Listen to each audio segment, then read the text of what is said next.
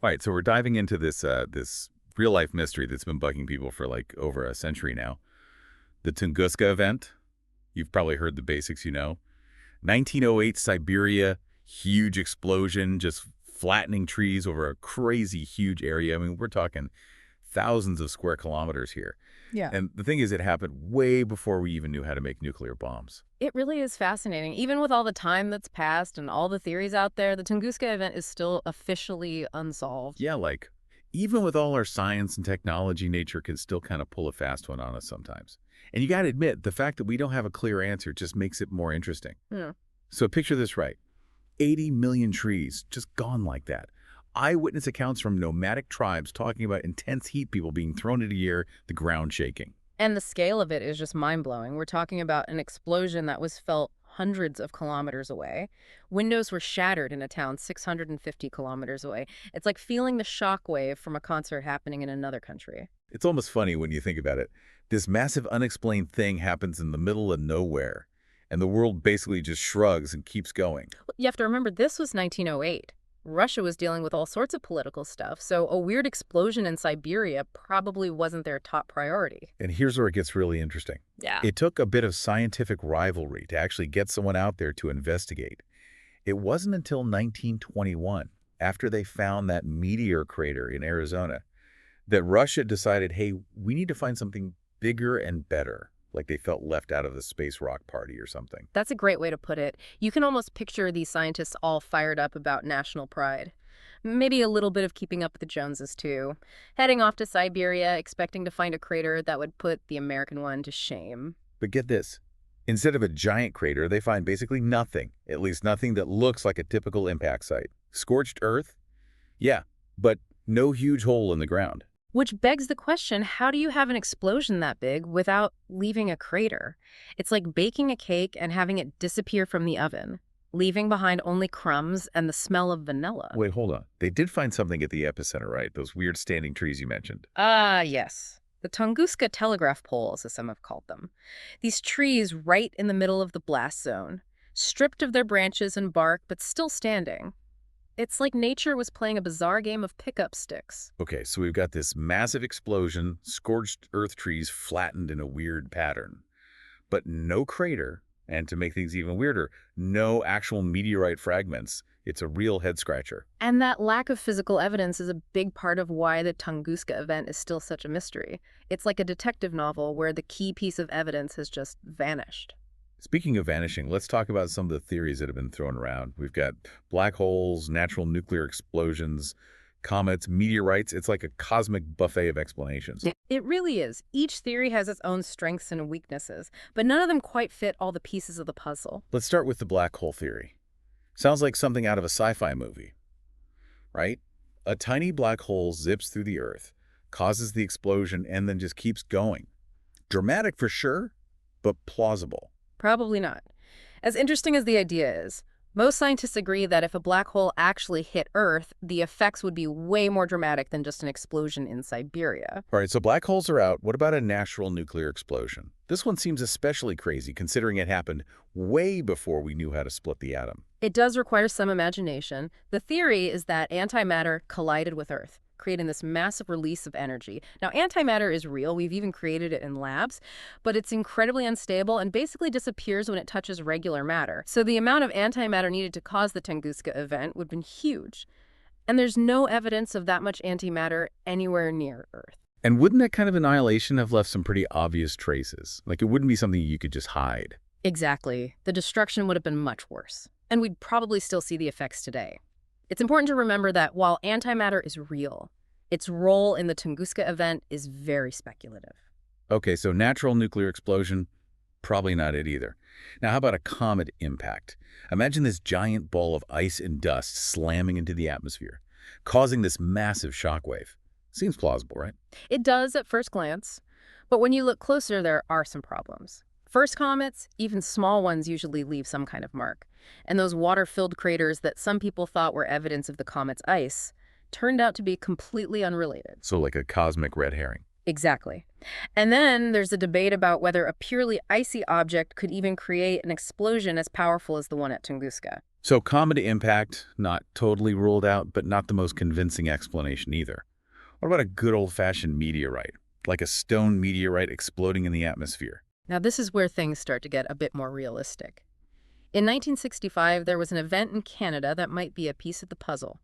A bright fireball streaked across the sky, followed by a powerful airburst. Sound familiar?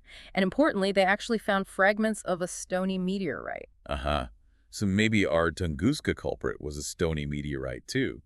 But how could a simple rock cause that much damage? Well, not all meteorites are the same. You've got iron meteorites, stone meteorites, and stony iron meteorites. And it's the makeup of a stony meteorite, specifically one with ice inside. That might be the key to the Tunguska mystery. Okay, I'm listening. How does a stone meteorite with ice turn into a massive explosion? So picture this, a rock filled with veins of ice hurtling through the atmosphere at incredible speed. The friction creates intense heat, causing the ice to expand rapidly. This builds up immense pressure inside the meteorite, and eventually, boom, it explodes high above the ground. So basically, a stony meteorite stressed out from its fiery trip through the atmosphere just goes kaboom. That would explain why there's no crater in the airburst pattern, right? Exactly. It's a scenario that fits a lot of the facts, making it one of the most plausible explanations for the Tunguska event. Of course, we can't forget about the more, shall we say, imaginative theories out there. Yeah. Alien involvement, secret government weapons tests, even Nikola Tesla's experiments with his death ray. All these have been thrown around. While those are certainly entertaining, they don't really have any scientific evidence to back them up. Yeah, as much as we love a good conspiracy theory, sometimes the simplest explanation is the most likely one. Exactly. And while the stone meteorite theory seems to fit the best, remember, we still don't have absolute proof. The Tunguska event, despite over a century of research and speculation, is still a mystery. And I think that's part of what keeps us coming back to it, the possibility that there's more to the story than we know. Totally. It's a reminder that even with all our scientific advances, there are still mysteries out there that can stump us. It's like nature's way of saying, hey, I still have a few tricks up my sleeve. And as we go deeper into this whole thing, it's interesting to think about the impact it had, not just on scientists, but on the people who actually lived there. Imagine being one of those researchers in 1921, trekking through Siberia expecting this giant crater, and finding nothing. Must have been pretty shocking. Oh, yeah, totally. Can you imagine the conversations around the campfire? Like, well, Ivan, I didn't find a crater, but I did find a very nice mushroom. I'm sure there were a few confused looks. Yeah. But seriously, for the even donkey people who lived in that area, this event must have been terrifying. Their stories talk about it as like a visit from a powerful god, bringing thunder and fire. Yeah, it makes sense that something that big would become part of their mythology. It must have felt like the end of the world. And speaking of the end of the world, the scale of the Tunguska event really makes you think. If a relatively small space rock can do that much damage, what does that say about how vulnerable our planet is? That's a question scientists and policymakers have been thinking about for a long time. Events like Tunguska, even though they're rare, remind us that we're not alone out here, and there are potential threats we need to be aware of. Like that movie scene where everyone's celebrating, totally oblivious to the giant asteroid hitting straight for Earth. Maybe a bit dramatic, but yeah, you get the point. Luckily, we have organizations now that track near-Earth objects. They're always scanning the skies, looking for anything dangerous. So someone's got our backs, so to speak. That's good to know. But back to Tunguska. What about the investigation itself? Has there been any new research that's shedding light on this mystery? There's always research going on, and scientists are getting creative with their methods. One interesting thing they're doing is looking at microscopic particles embedded in trees from the Tunguska region. These particles are like tiny time capsules from 1908. They could hold clues to what the object was made of. Wait, so they're analyzing tree rings like they do for climate research? That's pretty cool. Like nature accidentally left its own forensic evidence. Exactly. It shows how science is always evolving and finding new ways to study the past, and how even the smallest details can be important. Okay, I have to ask. You spent a lot of time studying the Tunguska event. You've looked at all the evidence and theories. What's your personal take? What do you think happened that day in Siberia? Honestly, if I had to bet, I'd go with the exploding stone meteorite theory. It just seems to fit the evidence best. The lack of a crater, the airburst pattern, plus the idea that a seemingly ordinary rock could be so powerful is pretty amazing. It's like a David and Goliath story, but with space rocks. This little meteorite takes on Earth's atmosphere and creates an explosion that we're still talking about over 100 years later. And who knows, maybe someday we'll find that one piece of evidence that confirms it for sure. But even if we don't, the Tunguska event will always be fascinating. It reminds us that there are still mysteries out there waiting to be solved. Speaking of mysteries, I know you're familiar with the mainstream theories, but have you heard about the speculation linking the event to Tesla's experiments? It's pretty wild stuff. Oh yeah, the Tesla connection. It's one of those theories that's more interesting for the what-if factor than for any actual science. The idea that Nikola Tesla, with his brilliant but sometimes eccentric mind, could have accidentally caused the Tunguska event with his experiments. It's a cool thought. Right. It's like something out of a comic book. Mad scientist, mysterious energy beam, huge explosion in the middle of nowhere. It's got all the elements. It plays into that idea of a hidden history, secret knowledge and events that have been kept from us. But like you said, the evidence just isn't there. It's more of a fun thought experiment than a real explanation. Exactly. And it's important to remember that while it's fun to speculate, we should always base our understanding on what we actually know, not just on what sounds cool. Well said. So if someone's listening to this and thinking, I need to know more about this Tunguska event, where should they start?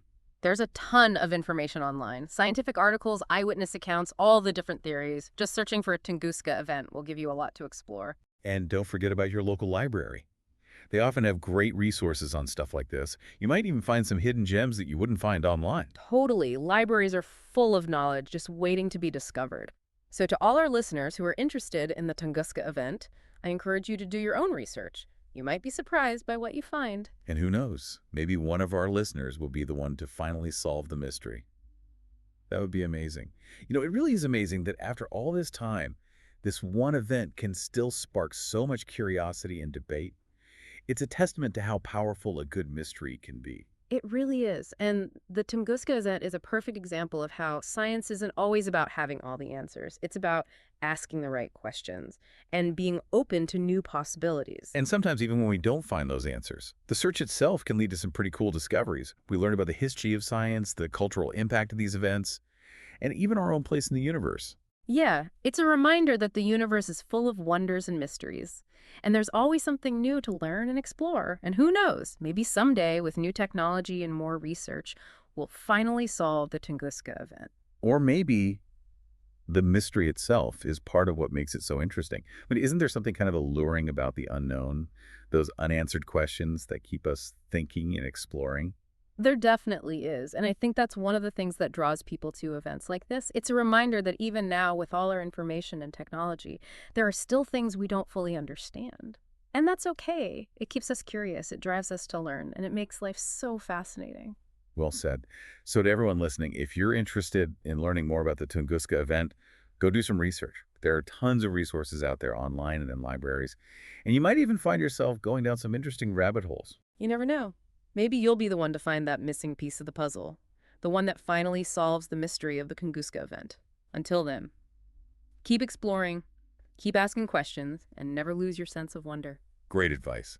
And that's our deep dive into the Tunguska event, a real-life mystery that still intrigues and inspires us over 100 years later. Until next time, everyone, keep your eyes on the skies and your minds open to the endless possibilities of the universe.